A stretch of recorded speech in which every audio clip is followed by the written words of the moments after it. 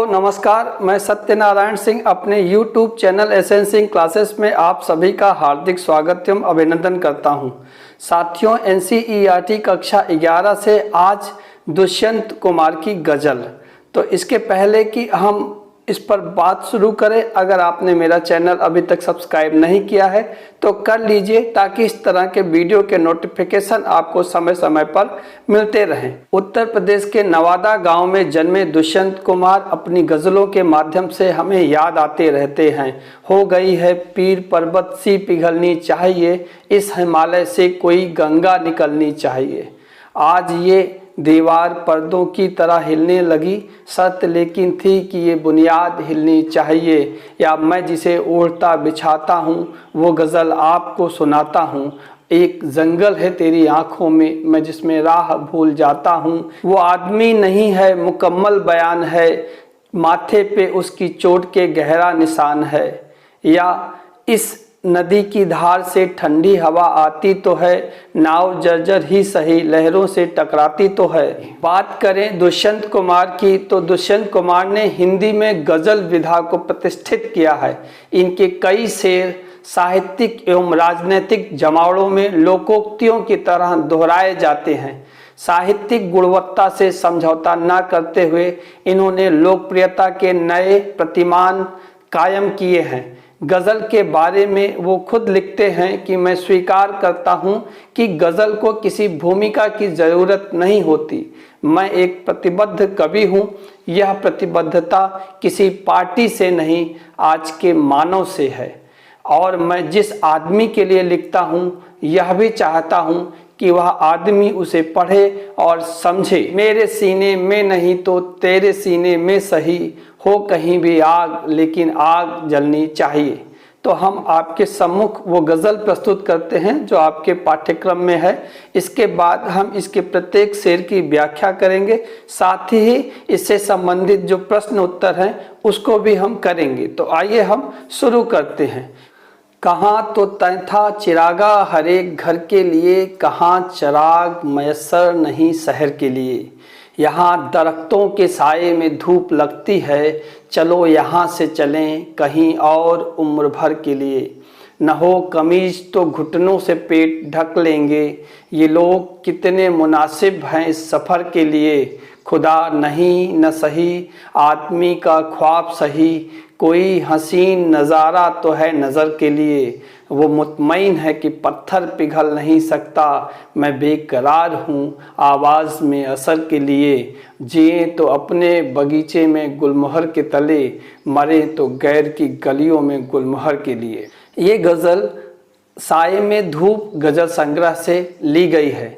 गज़ल का कोई शीर्षक नहीं दिया जाता, अतः यहाँ भी उसे शीर्षक न देकर केवल गज़ल कह दिया गया है। गज़ल एक ऐसी विधा है जिसमें सभी शेर स्वयं में पूर्ण तथा स्वतंत्र होते हैं। उन्हें किसी क्रम व्यवस्था के तहत पढ़े जाने की दरकार नहीं होती। इसके बावजूद दो चीज़ें ऐसी हैं जो इन शेरों को आपस में गूंथ कर एक रचना की शक्ल देती हैं। पहला, रूप के स्तर पर तुक का निर्वाह, और दूसरा अंतर वस्तु के स्तर पर मिजाज का निर्वाह। इस गज़ल में पहले शेर की दोनों पंक्तियों का तुक मिलता है, उसके बाद सभी शेरों की दूसरी पंक्ति में उस तुक का निर्वाह होता है। इस गज़ल में राजनीति और समाज में जो कुछ चल रहा है उसे खारिज करने और विकल्प की तलाश को मान्यता देने का भाव प्रमुख है। कवि राजनीतिज्ञों के झूठे वायदों पर व्यंग करता है कि वे हर घर में चिराग यानी सुविधाएं उपलब्ध कराने का वायदा करते हैं, परंतु यहाँ तो पूरे शहर में भी चिराग यानी सुविधाएं नहीं हैं। कवि को पेड़ों के साए में धूप लगती है, अर्थात आश्रयदाताओं के यहाँ भी कष्ट मिलता है, दुख मिलता है, अतः वह हमेशा के लिए इन्हें छोड़कर जाना ठीक समझता है। वह उन लोगों की जिंदगी के सफ़र को आसान बताता है जो परिस्थिति के अनुसार स्वयं को ढाल लेते हैं, बदल लेते हैं। मनुष्य को खुदा ना मिले ये कोई बात नहीं है, उसे अपना सपना नहीं छोड़ना चाहिए। थोड़े समय के लिए ही सही हसीन सपना देखने को मिलता है। कुछ लोगों को विश्वास है कि पत्थर पिघल नहीं सकते, कभी आवाज के असर को देखने के लिए बेताब है, बेचैन है। शासक शायर की आवाज को दबाने की कोशिश करते हैं क्योंकि वह उनकी सत्ता को चुनौती देता है और ऐसा करना उनकी सत्ता के बने रहने के लिए जरूरी है। कभी दूसरे के आश्रय में रहने के स्थान पर अपने घर में अपने सिद्धांतों के साथ जीना चाहता है। आइए हम व्याख्या देखते हैं। कहाँ तो तय था चिरागा हर एक घर के लिए, कहाँ चिराग मयस्सर नहीं शहर के लिए। तय माने निश्चित, चिराग यानी दीपक, रोशनी, प्रकाश, हर एक यानी प्रत्येक, मयस्सर माने उपलब्ध। कवि कहता है कि नेताओं ने घोषणा की थी कि देश के हर घर को चिराग उपलब्ध करवाएंगे, यानी सुख सुविधाएं उपलब्ध करवाएंगे, उन्हें किसी प्रकार की दिक्कत परेशानी नहीं होगी। लेकिन आज स्थिति ये है कि पूरे शहर में ही सुख सुविधाएं अर्थात चिराग उपलब्ध नहीं है। नेताओं की घोषणाएं कागजी हैं। दूसरा शेर है, यहाँ दरख्तों के साये में धूप लगती है, चलो यहाँ से चलें और उम्र भर के लिए। दरख्त यानी बहुत पुराने पेड़ होते हैं, उन्हें दरख्त कहा जाता है। साये यानी छाया, धूप यानी कष्ट, रोशनी और उम्र भर यानी जीवन भर। कवि कहता है कि देश में अनेक संस्थाएं ऐसी हैं जो नागरिकों के लिए, लोगों के लिए कल्याण का काम करती हैं।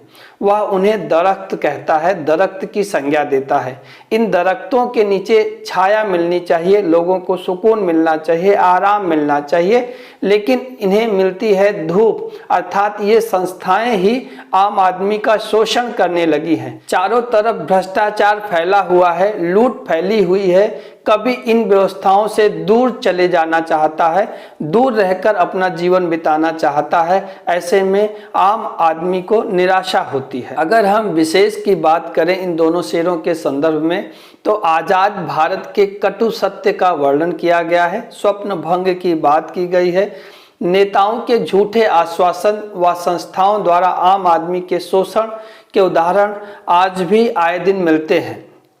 उर्दू शब्दों की जो है गहनता है, खड़ी बोली में प्रभावी अभिव्यक्त की गई है। चिराग और दरख्त ये आशा और सुव्यवस्था के प्रतीक बताए गए हैं और अंतिम पंक्ति में कभी निराश है, उसकी पलायनवादी प्रवृत्ति दिखाई देती है। साये में धूप लगती है, ये विरोधाभास अलंकार है। अगला शेर देखते हैं, न हो कमीज तो पांवों से पेट ढक लेंगे, ये लोग कितने मुनासिब है इस सफर के लिए। मुनासिब माने अनुकूल, उपयुक्त, सफर माने रास्ता।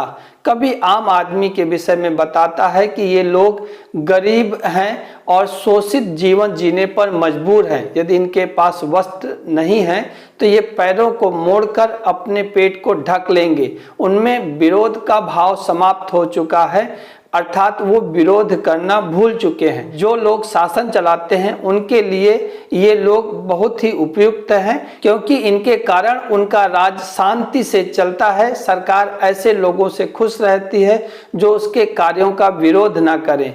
ऐसे लोगों के कारण ही सरकार निरंकुश होकर मनमाने फैसले लेती है, जिसमें उनकी भलाई तथा जनता का शोषण निहित रहता है। खुदा नहीं न सही आदमी का ख्वाब सही, कोई हसीन नज़ारा तो है नज़र के लिए। खुदा यानी भगवान, ईश्वर, ख्वाब सपना, हसीन सुंदर, नज़ारा यानी दृश्य, नज़र यानी आँख या देखना। इस शेर में कवि कहता है कि संसार में भगवान नहीं है तो कोई बात नहीं, आम आदमी का वह सपना तो है। खुदा के बारे में कवि व्यंग करता है कि खुदा का अस्तित्व तो नहीं है, वह मात्र कल्पना है। आम आदमी ईश्वर के बारे में लुभावनी कल्पना करता है, इसी कल्पना के सहारे ही उसका पूरा जीवन कट जाता है, बीत जाता है। अगर हम विशेष की बात करें तो भारतीयों में विरोध की भावना समाप्त हो गई है और उसने खुदा को सिर्फ कल्पना माना है। पाँवों से पेट ढकना ये कवि के लिए एक नया प्रतीक है, नई कल्पना है। उर्दू मिश्रित खड़ी बोली है और सफ़र क्या है, ये जीवन यात्रा का पर्याय है। और इसमें देखें गज़ल में इन शेरों में तो एक तरह की संगीतात्मकता है। वे मुतमईन है कि पत्थर पिघल नहीं सकता, मैं बेकरार हूँ आवाज में असर के लिए। मुतमईन यानी आश्वस्त, बेकरार यानी बेचैन, आवाज यानी वाणी जो हम बोलते हैं, असर यानी प्रभाव। कभी इस शेर में आम आदमी के विश्वास की बात करता है। आम आदमी को विश्वास है कि जो भ्रष्ट व्यक्ति हैं, जो प्रशासन है, उनके दिल पत्थर के होते हैं, उनमें संवेदना नहीं होती है। कवि को इसके विपरीत उन परिस्थितियों का इंतजार है जब इन आम आदमियों के स्वर में असर हो, यानी क्रांति की चिंगारी उपलब्ध हो और इनकी आवाज सत्ता में बैठे लोगों की कुर्सियों को हिला दे, इनकी आवाज बुलंद हो और आम आदमी संगठित होकर विरोध प्रकट करे तो भ्रष्ट व्यक्ति समाप्त हो सकता है। उसकी ये जो व्यवस्था है वो समाप्त हो सकती है और आम आदमी को राहत मिल सकती है। तेरा निजाम है सिलदे जुबान शायर की, ये एहतियात जरूरी है इस बहर के लिए। निजाम यानी शासक, सिलदे यानी बंद कर देना, जुबान आवाज, शायर यानी कवि, और एहतियात माने सावधानी। बहर किसे कहते हैं? शेर के छंद को बहर कहते हैं। कवि शायर और शासक के संबंधों के बारे में इस शेर में बताता है। शायर सत्ता के खिलाफ लोगों को जागरूक करता है, उन्हें प्रेरित करता है विरोध करने के लिए। इससे सत्ता को क्रांति का खतरा लगता है। वे स्वयं को बचाने के लिए शायरों की जबान अर्थात कविताओं पर प्रतिबंध लगा सकते हैं। जैसे गजल के छंद के लिए बंधन की सावधानी का होना जरूरी है, उसी तरह शासकों को भी अपनी सत्ता कायम रखने के लिए विरोध को दबाना जरूरी है। अगर विरोध को दबाया नहीं जाएगा तो उनकी कुर्सी को खतरा उत्पन्न हो जाएगा। जिए तो अपने बगीचे में गुलमोहर के तले, मरे तो गैर की गलियों में गुलमोहर के लिए। गुलमोहर एक प्रकार का पेड़ है जिसमें फूल लगते हैं। गैर माने अन्य, गलियां यानी रास्ते। इसमें शायर कहता है कि हम अपने बगीचे में गुलमोहर के नीचे जिए और जब तक भी जिए गुलमोहर के नीचे जिए, और जब मृत्यु हो तो दूसरों की गलियों में गुलमोहर के लिए मरे। अर्थात मनुष्य जब तक जिए तो अपने मानवीय मूल्यों को मानते हुए, उनका पालन करते हुए शांति से जिए, और जब मरे तो इन्हीं मूल्यों की रक्षा करते हुए, इन्हें बचाते हुए बाहर की गलियों में मरे, दूसरों की गलियों में मरे। विशेष की बात करें तो कवि सामाजिक क्रांति के लिए बेताब है, साथ ही वह मानवीय मूल्यों का संस्थापक एवं रक्षक भी है। पत्थर पिघल नहीं सकता, इससे स्वेच्छाकारी जो शासक है, जो अपनी इच्छा से ही काम करना पसंद करते हैं, दूसरों की सुविधाओं के हिसाब से नहीं, उनकी ताकत का पता चलता है। वहीं पत्थर पिघल में अनुप्रास अलंकार है। गुलमोहर का प्रतीकात्मक अर्थ है, उर्दू शब्दों की विशेषता है। आइए अब हम इस पाठ से प्रश्नों को हल करते हैं। पहला प्रश्न है, आखिरी शेर में गुलमोहर की चर्चा हुई है, क्या उसका आशय एक खास तरह के फूलदार वृक्ष से है या उसमें कोई सांकेतिक अर्थ निहित है? समझाकर लिखें। अंतिम शेर में गुलमोहर का शाब्दिक अर्थ एक खास फूलदार वृक्ष से होता है, पर सांकेतिक अर्थ में ये बड़ा मार्मिक है। इस शेर में कवि दुष्यंत कुमार ये बताना चाहते हैं कि जीवन वही उत्तम है जो अपने घर की सुखद छाया में अपने मूल्यों के साथ जीने में है, और मरना वह उत्तम है जो दूसरों को सुख देने के लिए, दूसरों की सुविधाओं का ध्यान रखने के लिए, दूसरों के कल्याण के लिए मरते हैं, वो मरना वास्तव में श्रेयस्कर है। अगला प्रश्न है, पहले शेर में चिराग शब्द एक बार बहुवचन में आया है और दूसरी बार एक वचन में। अर्थ एवं काव्य सौंदर्य की दृष्टि से इसका क्या महत्व है?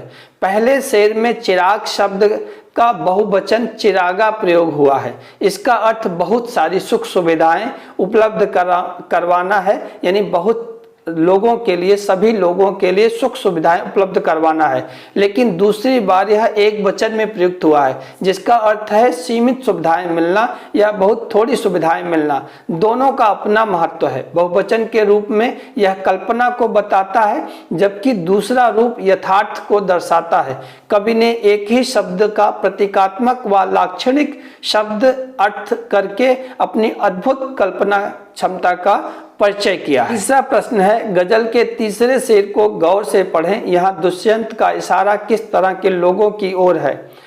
न हो कमीज तो पाँवों से पेट ढक लेंगे, ये लोग कितने मुनासिब हैं इस सफ़र के लिए। यहाँ उन लोगों की ओर इशारा किया गया है जो हीनता और तंगहाली अथवा अभाव के समय तन ढकने के लिए कमीज पाने का प्रयास नहीं करते। यानी जब वो कष्ट के समय में होते हैं, दुख में होते हैं, पीड़ा में होते हैं, तो उसे वो दूर करने का प्रयास नहीं करते, वरन अभावग्रस्त दशा में अपने पैरों से पेट ढककर जीवन जी लेते हैं, अर्थात अपने आप को एडजस्ट करते हैं, अपने आप को उसके अनुकूल बना लेते हैं। उनके लिए मुनासिब शब्द का प्रयोग करता हुआ कवि कहता है कि ये लोग ही शासन के लिए मुनासिब है, उपयुक्त हैं, क्योंकि ऐसे लोगों से शासन को कोई खतरा नहीं है, उन्हें कोई दिक्कत या मुश्किल नहीं होने वाली है। और ऐसे लोग जो ये शैली अपना लेते हैं, कहीं ना कहीं वो अपने जीवन में ही सिमट के रह जाते हैं और इसी तरह जी करके जिंदगी व्यतीत कर देते हैं। हमारा अंतिम प्रश्न है, आशय स्पष्ट करें, तेरा निज़ाम है सिलदे जुबान शायर की, ये एहतियात ज़रूरी है इस बहर के लिए। इसमें कवि शायरों और शासक के संबंधों के बारे में बताता है। शायर सत्ता के खिलाफ लोगों को जागरूक करता है, इससे सत्ता को क्रांति का खतरा लगता है। वो स्वयं को बचाने के लिए शायरों की ज़बान अर्थात कविताओं पर प्रतिबंध लगा सकते हैं। जैसे गज़ल के छंद के लिए बंधन का होना जरूरी है, उसी तरह शासकों के लिए भी अपने विरोध को दबाना जरूरी है। अगर वो विरोध नहीं दबाएंगे तो उनकी सत्ता को चुनौती मिलेगी और उनकी कुर्सी को खतरा उत्पन्न हो जाएगा। तो दोस्तों, ये मेरी कोशिश थी इस पाठ से आपको परिचित कराने की। अगर आपको मेरी कोशिश पसंद आई हो तो इस वीडियो को लाइक करें, दोस्तों में शेयर करें, और हाँ, अगर अभी तक सब्सक्राइब नहीं किया है तो कर लीजिए। अपना और अपनों का ख्याल रखिए। मिलते हैं अगले वीडियो में, तब तक के लिए नमस्कार।